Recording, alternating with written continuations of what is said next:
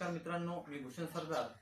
तर एक महत्त्वाचा विषय, लोक अचानक का बदलतात? तुमच्या आयुष्यात बदलले असतील आणि मानसशास्त्र याचं काय कारण सांगतं तर जाणून घेऊया।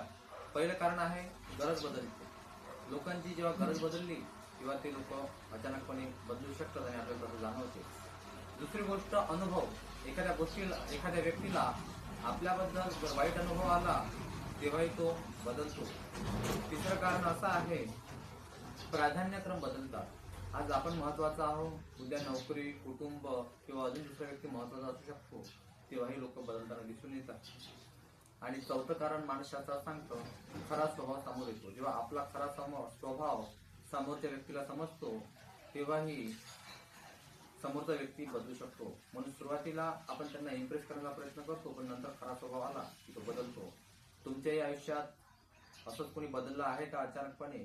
तर तुमची प्रतिक्रिया आमच्या कमेंट बॉक्समध्ये नक्की कळवा। धन्यवाद।